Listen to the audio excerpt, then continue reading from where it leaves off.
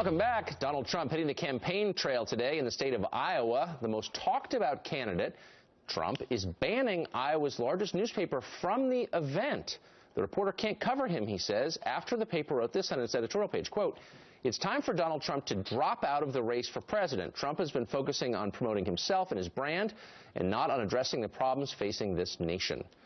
Is this a fight worth picking? Joining us now to debate, research fellow at the Cato Institute, Emily Ekins, and Democratic strategist Steve Lesser. Great to see you both. Thanks, Tucker. Good to see you. So, Emily, I was a little disappointed in this. I'm very open-minded about Trump. I think he's really interesting and funny as hell.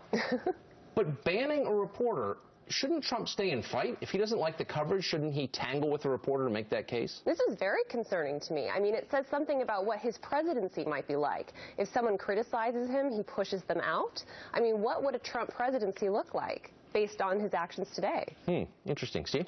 I think it's actually a very minor mistake, especially when you compare it to what he did with McCain, which I thought was probably going to be fatal with him. It turns out it hasn't been. We've seen polls since then. It looks like it hasn't really hurt him at all. But I think it does sort of run contrary to this message that he's trying to put out there, that he's strong, that he can handle anything. Exactly. You would think that he should just allow those people to come in and maybe just target that person and say a few things at one of the next press conferences. Well, isn't this the whole appeal, or a profound part of the appeal is that Trump is, as Steve just said, strong. He's the one guy who's willing to say exactly what he thinks. He's totally unafraid of people who disagree with him. And by the way, voters like it when you tangle with the media, don't they? Exactly. I think a lot of voters perceive Donald Trump to be speaking truth to power, to take on the elites in Washington, the elites in the Republican Party. But here he is not even willing to take on a local newspaper because they disagreed with him. I mean, is he really going to be able to be authentic and speak truth to power if he can't take them on? Well, and it's a famously mediocre, kind of sad little paper. You know, people are saying this is terrible news for the Republican Party that they're actually having a debate over what they believe. And it is uncomfortable to watch people argue. It's like watching your parents argue. All children of divorce are horrified by this.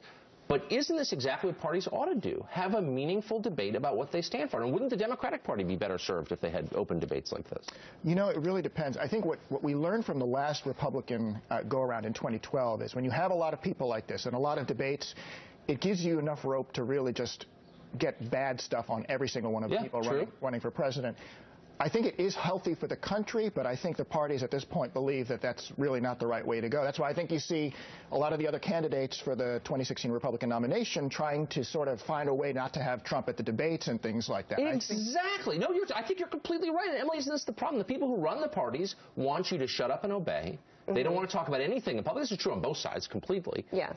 But shouldn't candidates resist that and come out and tell us what you actually believe? Absolutely. And Trump should be allowed to be included in the debates if he meets the requirements to be in the debates. But I think the issue is that he's tarnishing the Republican brand across the board, and that's why other candidates are coming out against him. I mean, the Republicans have an inclusivity problem. They're trying to reach out to Hispanics, to Asian Americans, to African Americans, young people. He's driving them away. I mean, his comments on immigration, he's completely wrong. And so they don't want their brand to be tarnished by what he's saying. He's doing better among Hispanics than Mitt Romney did. So, I mean, we are out of time, unfortunately. It was great to see you both. Thanks for getting up so early and joining us. Thanks.